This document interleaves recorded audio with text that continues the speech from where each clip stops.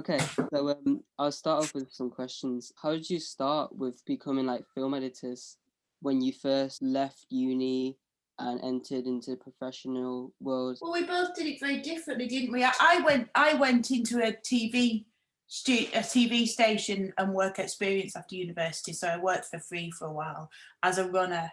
I worked for free as a while, then I got a job as a runner, and then I worked my way up to producer through working for a TV, ITV. So I was a photographer, and then I started. This is a long time ago when Canon made a DSLR called the 5D Mark II. Well, back then it was very good video capabilities, although it's very dated now. But back then it was brilliant. So I felt that at the time the future was changing, and that photography was going to have to make way for video because of Vimeo and YouTube. So I started to offer, when I was on photography shoots, especially food, Yeah, I started to offer clients video as well. So I would say that, and because Liz had experience making TV programs, I felt that I could shoot very small and very quick and very kind of just 4 or 5 really good shots, and we could cut them together and create little sequences which would be a good alternative to photography. yeah, So I guess it started by hybrid shooting, meaning that we were shooting both photography and video. And then obviously, as time progressed, I became better at shooting handheld, because when photographers first start shooting video, they tend to do it on a tripod. They yeah, tend to set the shot up. There's no camera movement. They're very kind of static, because that's what photography is. yeah, But you start to kind of think about how a video should look and how you could become a better filmmaker. And over a couple of years, I became more and more handheld, if you like, just holding the camera in my hand, following the movement of chefs, because we were shooting a lot of food at the time, and trying to make the videos a bit more, slightly more like mini documentaries rather than just a simple film to music. So I guess that's one way. That's how I incorporated it. But Liz was obviously a documentary filmmaker, so she knew how to structure the edits, and she knew how to cut small sequences that go alongside interviews. yeah. So I guess we started not very conventionally, but we started by introducing video and filmmaking to our clients who weren't necessarily asking for it, but we just offered it to them. This was, a long time ago, well, 12, 13, 14 years ago. So like up to current date now, what does like the job that you do in the studio involves? We're a kind of production company, so we have clients who come to us to ask us to make video or photography we produce. So it varies from we've just done some little films from Emmerdale, about behind the scenes at Emmerdale, the drama, to restaurants, or we might be shooting videos of cheese onto recipes in here a couple of weeks ago. So we just do lots of different things, whatever the client kind of asks us to do. Obviously, the last year's been a little bit different. Normally, Simon would be in London shooting a lot, or out and about, but life's a bit different at the moment. We've just done a big job editing some videos for an environmental services company. So that's things that have been kind of shot by people themselves in lockdown, but we've been editing them here. So it varies.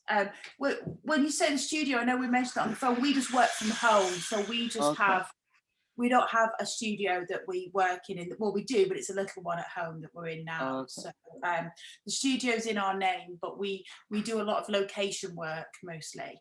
Okay, I see. But we have edit suites at home. I mean, one thing we do here, we've got a small studio which is great for shooting food. Yeah. So we shoot commercial content recently we just done a company called Belton Farm who make cheese, and they supply people like Waitrose. And we just shot in the studio a very short film, which is just nachos being made, and that's like a kind of mini advert, if you like. So we use our home studio and our little edit suite here for food and commercial stuff.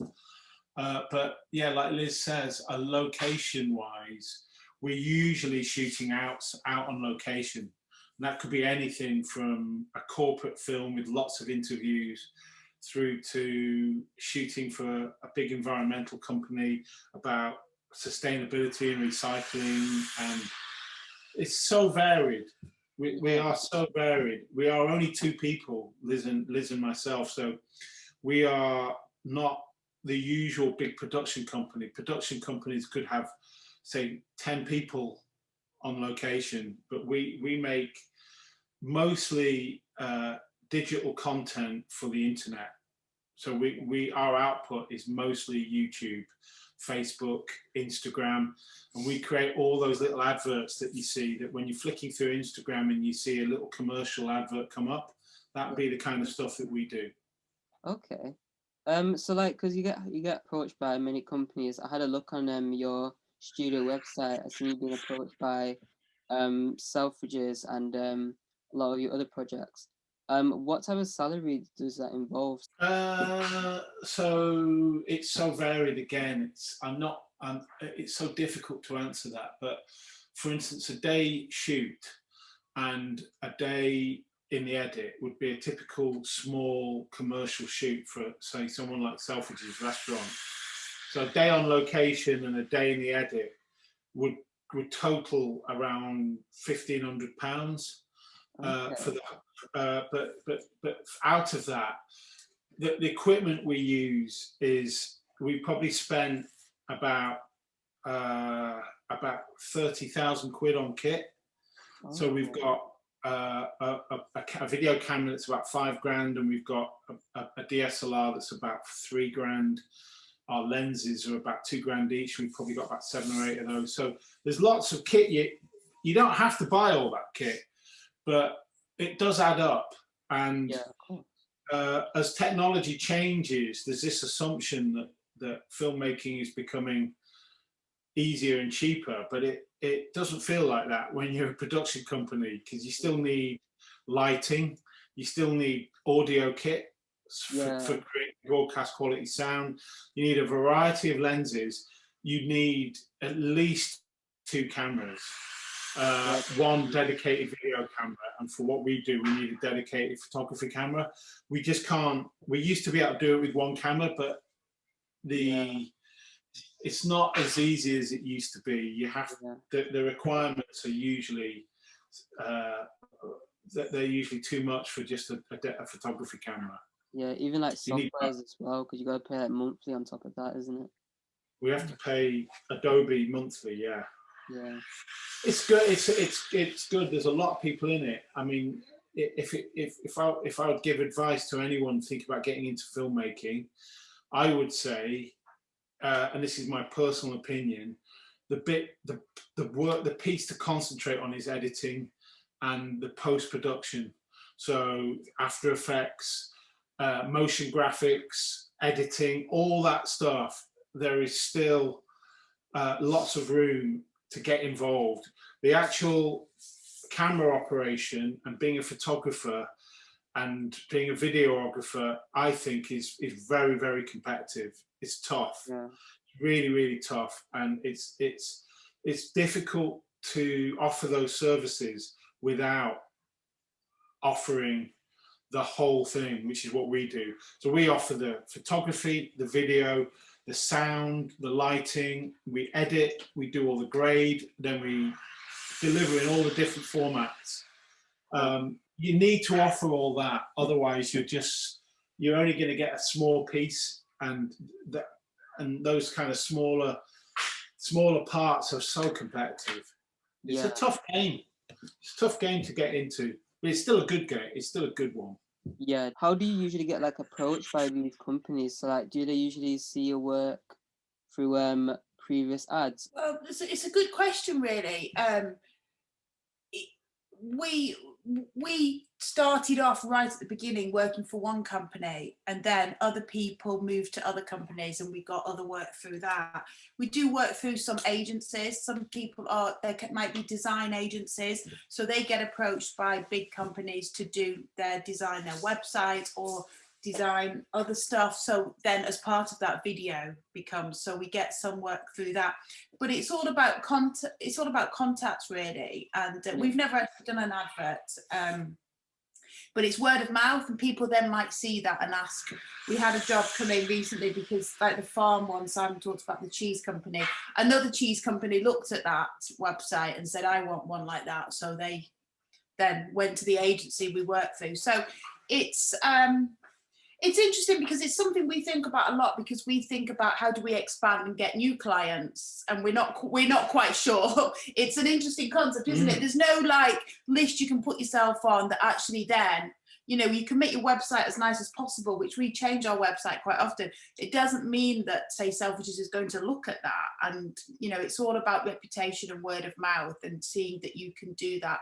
So that's the best way really is, and we did start, and it still comes up now, you know, even though we can charge we need to charge a decent wage for what we do, decent salary, but we still end up doing things for free sometimes, if that then gets you seen by the right people. So that's still, we did that a lot at first, or we did things very cheaply first of all, just to get them seen. So that is one way I would say to do it. You don't automatically get somebody to come to you and say, right, I've got a few £1,000s for this job. You maybe need to do some cheaper ones and build up, and do some for free. Just get them out there and get them seen, really. That's the best way. Yeah, so like through methods like social media and stuff like that. Yeah, maybe. Yeah. In terms of like equipment and softwares, like what do you guys usually use for like making the film? We use Adobe Premiere Okay. for our editing. We use Photoshop and Camera Raw for our photography processing. Yeah. And we use a Canon. We have a Canon workflow. So we use Canon is our choice for camera, and so we have a 5D Mark IV for our photography, and we have a Canon C70 video camera for our video, and then we have lots of lighting. We have little LED lights, which you can see just there. Yeah, they're very small LEDs that we use for food and cocktail and so on. And then we have really big LED lights for interviewing people or for lighting a room. We use tungsten lighting. So a tungsten light is a big kind of old school cinema light. Yeah, and then that's it really. We have a nice little bit of sound kit with a few mics, but that's our workflow. There's a lot of people use small Sonys. Yeah. Sony A7s are really good hybrid cameras. They're amazing cameras. Okay.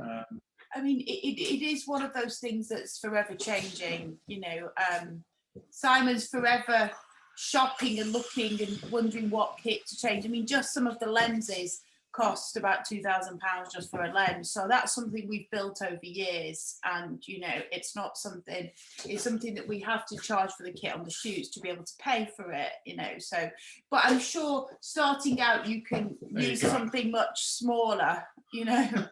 Yeah, that's our video camera, which is absolutely wonderful. I think technology is forever changing, so whatever you get, it then needs updating and changing. Even just like for example, Simon's about to go into Manchester now to get his laptop, which has just been repaired with a new battery, but Apple told him that was outdated, but we're constantly buying new laptops, computers and things, and they come out of date. So it is quite expensive, the kit side of it, isn't it? He's about to go, Apple found a one battery to replace our old laptop to keep it alive a little bit longer. Yeah. But you do find it is a big commitment, the kit, the equipment, getting the right equipment.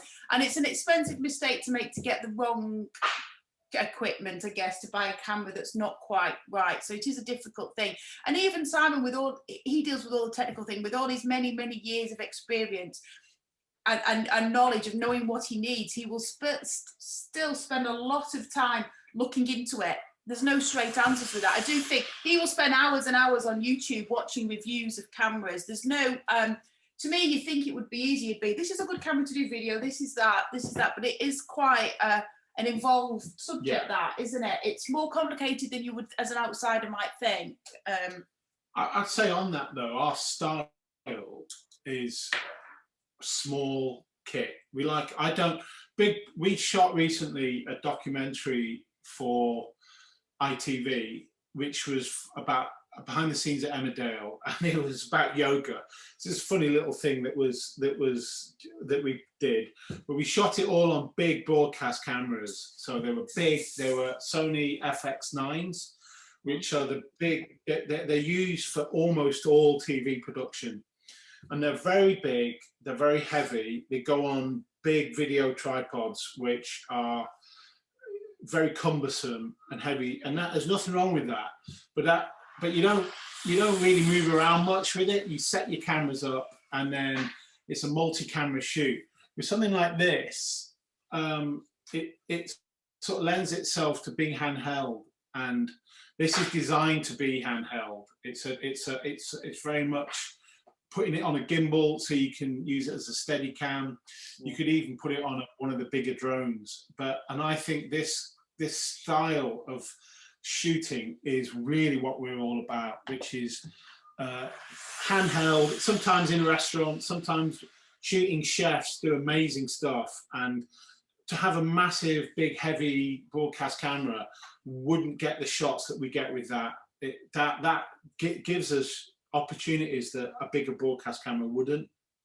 And I think that's quite important to our style. Also, I have to go down to London and without an assistant on a train. So I have to fit everything into one bag and a rucksack. So I have one bag with my camera and all my lenses, and then I have a backpack with a couple of lights and a few bits and bobs. So that's also really important, being able to travel. Okay. What about like computers as well? Like, does that matter as well when it comes to the editing, or laptops as well? Yeah. Really matters, because everyone has switched to a 4K workflow. You can't really shoot HD anymore. Yeah. You have to shoot 4K really to offer the ad agencies a good quality video making. You need to be shooting 4K. So because we're all shooting 4K, you need to shoot with either iMac Pros, okay, or MacBook Pros at a push. But the iMac Pros, with all the graphics cards that you need and the memory that you need and the flash drive, I would say you need to be spending about $3,000. I mean, I would say this is how we do it from a professional point of view when you're talking about, like you say, the work at Selfridges. I mean, we don't want to scare you and say you can't make films unless you've got a $3,000 computer in a way. Yeah, that's true. That is how we do it on our, you're asking how we do it. So we work for clients like Selfridges and Veolia. We have to work with 4K footage. But I'm sure for you starting out, nobody would expect you to have, you know, £30,000 worth of equipment and computers and everything. There's a way of doing it on a smaller scale. Yeah. Be that if you want to start out. I mean, iPhones shoot very well, and iMovie is very good. You know, I don't know whether you're learning to edit on something, but at your age, there's ways of doing this differently. But we're telling you how we do it. I don't want you to go away and think, well, I can't do it without a £3,000 computer. That's not what we're saying. We're saying that's how we do it. Yeah, because on my course, like, we do something similar, because like we use Premiere Pro as well, and we use DSLR's Mark II. Yeah, so we use those for like camera footage as well. And nothing wrong with it. I mean, you shouldn't be put off by that. It's good stuff. Yeah. As a filmmaker as well, what are your responsibilities within the career? Yeah, so we're not camera operators. Liz and together we shoot, edit and deliver. So we do everything, even directing. So if we have to direct, we shoot. I'm usually cameraman, Liz is usually director. So if it's a big job, we bring in other people as well. So Okay. sometimes we have 3 or 4 people on cameras. If Okay. it's a big job, this is what we did recently. We've just finished that job for ITV, which was a big job. But then other times it's just me on my own, spending a day with a company, just shooting photography and video. Then I bring it back, and then either me or Liz will put all the footage into the machine. We do what's called transcoding. Yeah. Transcoding takes the footage from the camera and turns it into a much more edit-friendly format. It's people don't do it enough. It's one of the biggest things you should do when you finish filming, is to transcode that footage into something like ProRes. It's called ProRes 422, which is a file format which is very good for editing. And it really means the whole process is a lot smoother. Okay. If you don't transcode, you'll find that your computer is constantly pausing to think. So we're responsible for directing, filming, bringing the footage back, editing it and delivering it. Okay. So everything really. Yeah. There's nothing we're not responsible for there. That's how we like to work, but it does vary. You know, we do work for agencies where they think they can direct and they just take the footage off you then once Simon shot it. We like to work and get as involved from the beginning as we can, but quite often we get involved at a later stage, which is frustrating, but we do that as well, you know, so it varies, doesn't it? Yeah, it's not often that we just become camera operators where we just pull the cards out of the camera and hand them over. It does happen, Yeah. but it's probably less than 5% of our work. We're known for editing. Okay. You know, I'd say 2/3 of our work is editing. Okay. A third of it is filming. Yeah. We're mostly editing. Yeah, of course. You know, before when you said you usually have to go to like traveling like to London and stuff, is that the company that takes you there? Like, do they pay for travel, or is it mostly you paying for travel? Mostly, well, it depends. Again, we work for in terms of money, we work for a big cross section of people. So trains to London are expensive. So yes, we would. I mean, it hasn't happened for the last year since lockdown, but we would if it was somebody like the restaurant in Selfridges. In fact, that has happened when it opened up briefly. We would charge them for the travel. Okay. They would pay for the travel, which is expensive. Yeah. But we have done jobs where they've just costed for Simon, and there was a company an agency we used to work for a lot in London, and we wouldn't charge them for the travel. So, but it was still worth Simon's while, but he'd try and do it as cheaply as possible, you know, go and stay in a little B&B the night before or something. But yes, usually they would pay for that, but it depends, because the travel, you know, for the two of us to go on a peak train to London, we used to do that a lot. That'd be £500 for the client, for the two of us to go peak train to London. Train, it's so expensive. And we used to laugh thinking, how much cheaper must our rates be than the London rates? If they can afford to pay £500 for us to travel down, it must be a lot cheaper than the people in London who do this job. But that hasn't happened so much recently, I would say. We did do some work for a while for hospitals and things in London where we were going down quite a lot, didn't we? But yeah, that varies. That varies. You can't expect everybody to pay that kind of money for travel. So and the trains are so expensive these days. So it's a case of doing that as cheaply as possible. But Simon's on location, he'll charge mileage on the car or something. We've got a big transport. You should really charge for everything. Transporter van. Yeah. But you're supposed to charge for every bit of expense, but it depends even your lunch, really. Yeah, but it depends on the client whether they've got that kind of money, you know. Everybody's struggling a little bit at the moment, so it's making yourself as cheap as possible, I guess, isn't it? But yeah, quite a lot of the time Simon's been paid to go to New York or LA and given hotels and flights, and he's done a lot of that kind of thing. So, you know, you wouldn't be expected to pay that for yourself, but, you know, if you wanted to try and go and make it in London, nobody's going to pay to get there. No. You know, it's difficult, really. Yeah, of course. So you know, when like you're filming and stuff like that, I'm sure that like you have to go through a lot of trial and errors when it comes to filming, like getting the perfect shot. how many shots do you usually take? You I get, like, think a perfect- I think you actually you'd be surprised how quickly you shoot for the edit. So it's basically, Liz will say to me, can we get a shot of this person doing that or that person doing this?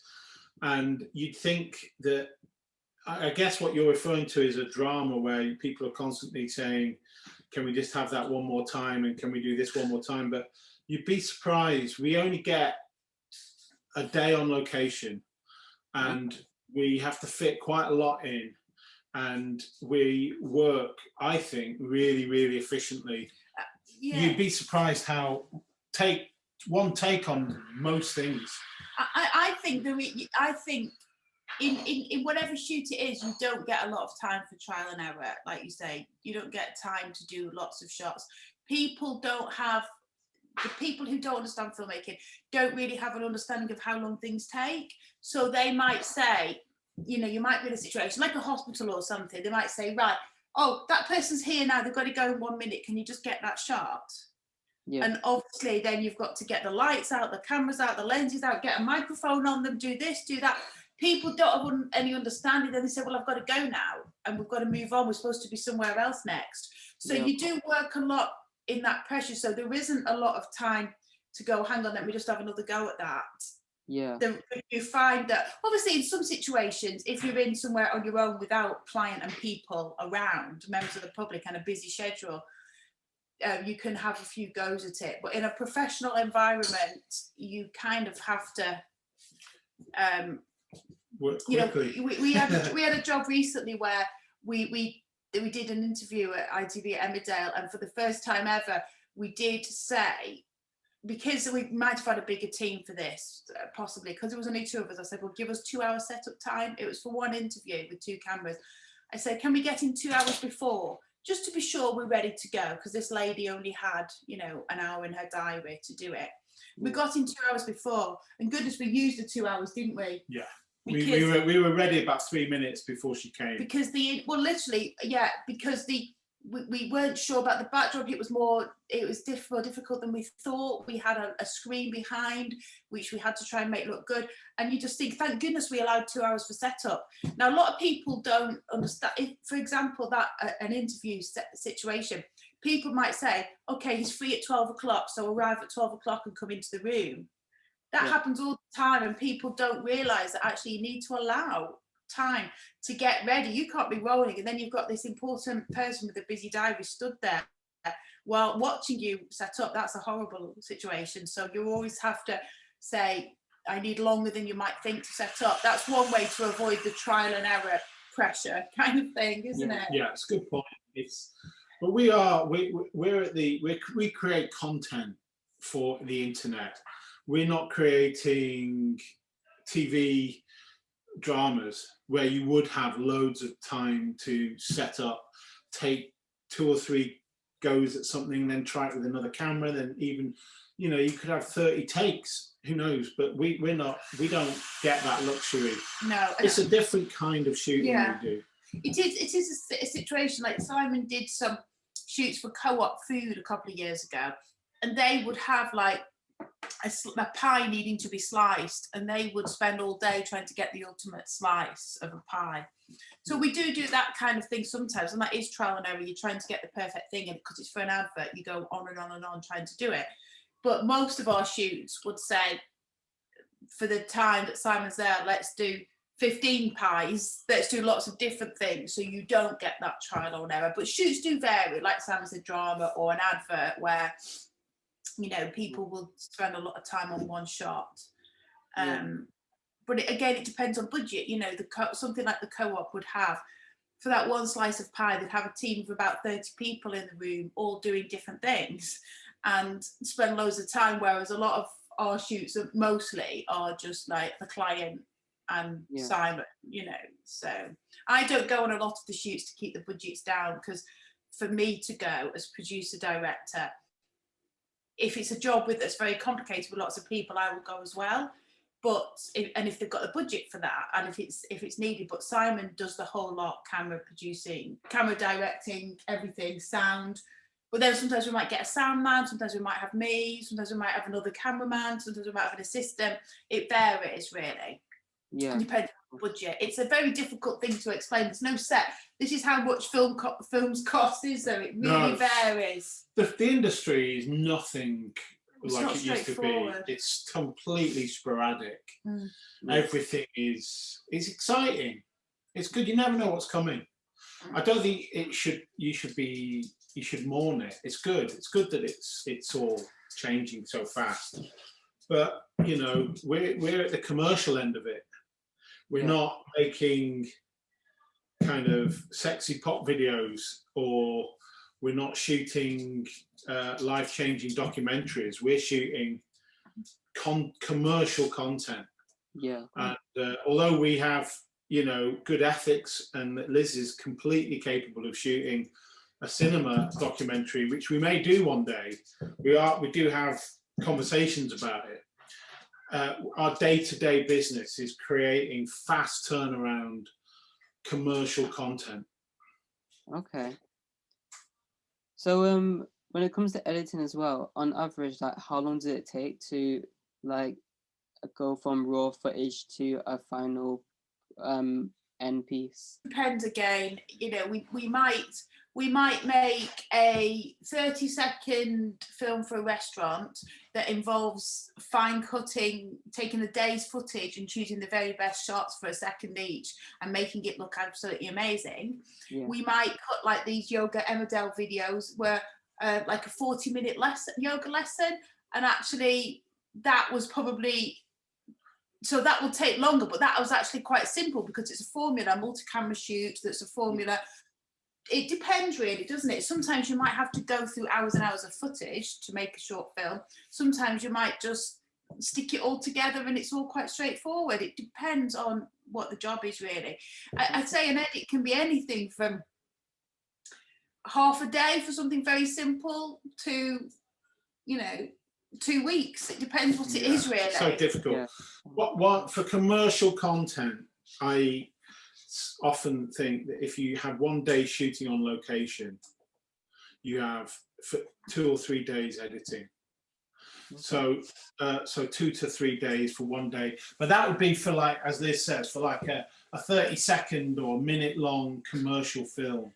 If you were to shoot, like Liz was editing these 40-minute films on yoga, that's a week of solid editing, plus another 3 or 4 days at the end of it, grading it, looking at the amends that the client may have. Client wants to change the intro, the outro, they want to change the music. There can be 2 or 3 weeks just for a relatively short shoot. The music is also a very, very difficult thing because Liz and I choose music. We're very proud of our music choices. We love music ourselves. So we think that we pick great music for our films. We deliver it to the client. The client usually will have an issue with it. Yeah. So we have to. Sometimes it depends. The music choice might be too cool for them often. Or you might find that if you have something that goes through approval within a company by 20, 30 different people all approving it, they all have different music choices. So somebody might love it, somebody might not, and you have to try and make them all happy. Music is difficult. And the other thing that is a pain, when we edit with music, we make it work with the film, and you have to kind of put edits in it to make it work. So one little change means you have to go through all that process again. Otherwise, there's a jump in the music if you've got music all the way through. So that's time consuming. You know, I did these long internal edits recently, and they kept wanting music all the way through, but when you put music all the way through and then they say, oh, just lose that bit, it's a bit too long, take that bit out, you then have to repair the music and start again making the music work. So I was saying, let's just have music at the beginning and end, because and it was there were 3 15-minute films we were editing for them in a rush, and if I'd have had to make the music work all the way through, I could have added another day on per film, you know, especially with the changes, making it work. So music is to do it well. I mean, I hate it when people just put music on and you hear it all the same level all the way through. you know, I think music's to be used to enhance and, you know, you have to craft it, don't yeah, you? You have to craft the music. A lot of people don't do. You have to have it higher in places, lower in places, what kind of musical phrase, what the track is doing. It's difficult. I would say music is one of the most, it's a tough ingredient, and it needs to be really, you need to be careful with it. Yeah, exactly. Because I was wondering, clients like, often don't understand. I don't want to say they never, because sometimes they're amazing. Some clients of ours are amazing. You know, they know what's good and what's bad. They've got a great eye, but others just have no idea. So you have to work. You have to work with them. yeah, cool. You know, like, because like it's music. Is there not ever like a problem when it comes to like copyrights and stuff like that? So we only use copyright-free music. At the very beginning, when we first set out in business, copyright-free music was a fortune. It costs an absolute fortune, and rightly or wrongly, it's now really, really cheap, which isn't so good if you're a composer, meaning that your work is now, you know, not paid anywhere near what it used to. But we use royalty-free music from a lot of the online royalty-free music suppliers, and the actual artists that are involved with them, some of them are really good. There's some really good independent and alternative music that you can get now. We pay subscription. You do pay for it when it's royalty free. It's not completely free.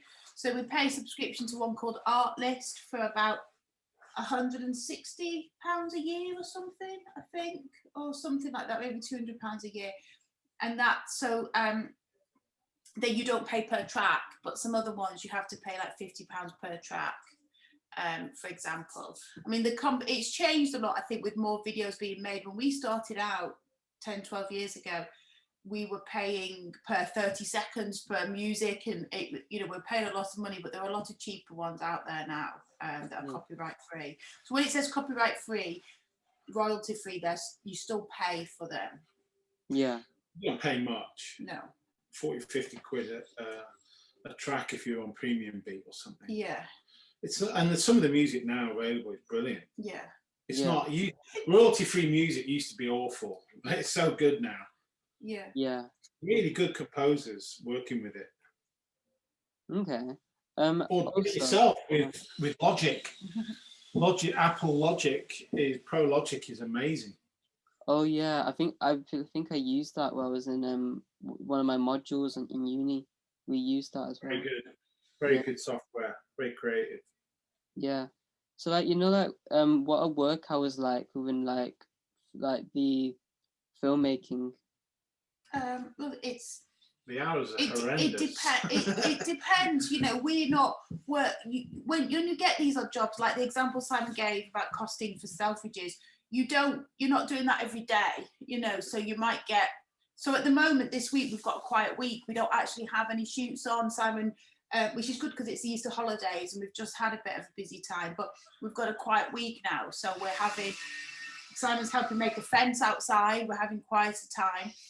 But then we've just done this job where we did this editing and I was working weekends till 2:30 in the morning. So just to get it done because of the deadline. So it really depends on deadlines. We find we generally might work really, really hard and then we have quieter times. It's not a 9 to 5 job.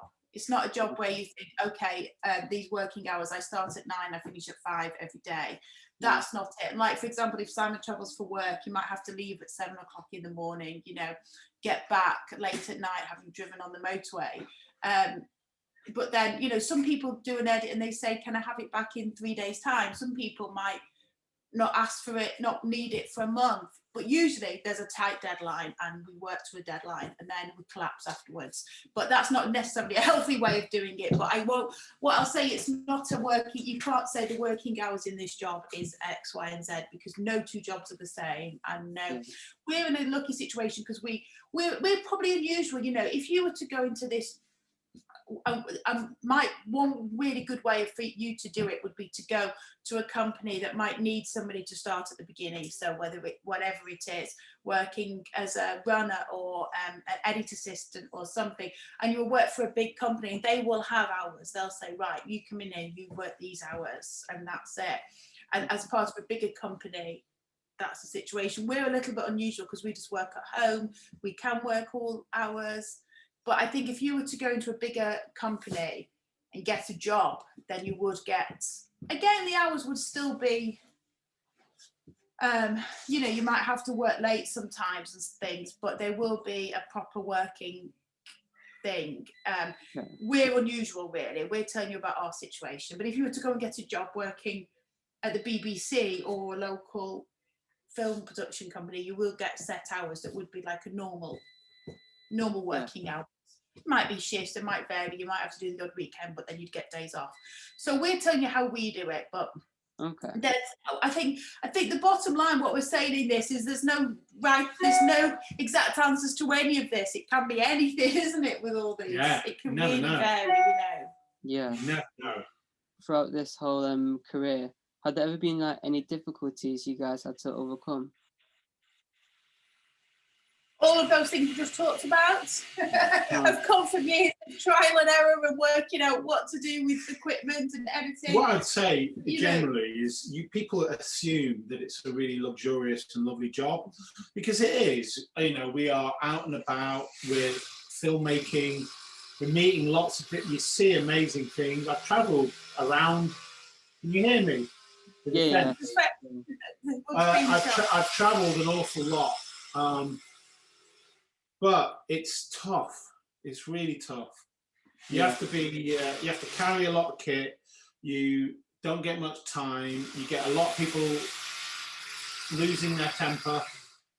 You have to be very open-minded. You have to be very, very relaxed and calm. And when the pressure really comes, and it does, and the ad agencies are emailing you saying, when can we see this stuff? You know, I'm desperate to see it. You just have to be really calm. Yeah. See, I guess a lot of our questions we've answered for you are about us as our production company. And like we say, we do everything. But that comes after years. You know, when I was your age, I went in to work for a TV production company and started at the bottom and worked my way up, and did that for like, I worked there for about 15 years or something. So I became a senior producer director on network documentaries in the end. But then I did have working hours. I did have a kind of, you know, a set thing. But as Simon said, I stopped doing that when I became a mum, because I couldn't travel around the world then. So this works for me because I can run a business, which is another side of it, the accounts and invoicing and all that. And I edit and I go out on some shoots because that's a better lifestyle for me as a mum. But there is another side to it where you do travel. I'd go to America for 2 or 3 weeks at a time, and that was kind of the normal then. So it does just vary, really, doesn't it? It's so varied. What do you actually want to do? That's my question. You're asking lots of questions about us, but I don't know whether we're directing our answers in the right way for you. What do you want to do? I mainly want to explore like the film making, because I want to like understand the whole career aspects of film, because I find it really interesting as like an art form as well as like a mainstream form. I find it really interesting, the whole behind the scenes and the way everything works, like editing softwares and the camera work and all sorts like that, and even being like director. What stage are you at in your studies then? I'm in my second year now, so I've done a previous module where it was about filmmaking, so I had to do like come up with the concept of what my film would be about, capture all the footage, and edit it as well. I'll tell you what, a good thing to look at is if you go onto Vimeo. Do you know Vimeo? Yeah. So Vimeo, if you go onto Vimeo, go onto the staff picks. So the videos that the staff have picked. Yeah. They're really good. They're surprisingly good. The quality of the filmmaking, mostly done on next to nothing. There's some really nice stuff. There's a really good documentary on there about a guy who shoots underwater. He shoots. I can't remember what it's called, but you'll find it on the Vimeo Staff Picks, and he specializes in underwater filmmaking, and it's a video about him. But I really like Vimeo Staff Picks because for such a basic thing, for such a broad spectrum of films, they are remarkably good.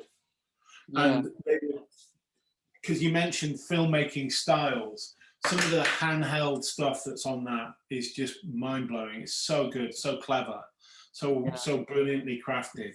And I think no matter what technology does, no matter how good iPhones get, no matter how cheap cameras get, you still can't fake good editing. So if something's edited badly, it doesn't matter what technology does, it will always be a bad film. And if you edit something, Liz edits really well. She knows how to craft and edit with a beginning, a middle, and an end, or a structure, even if there's no beginning, middle, and end. Even if it's just 10, 15 seconds long for Instagram, there is a flow that you need to have in your edit. You need to have the timing and the flow absolutely spot on.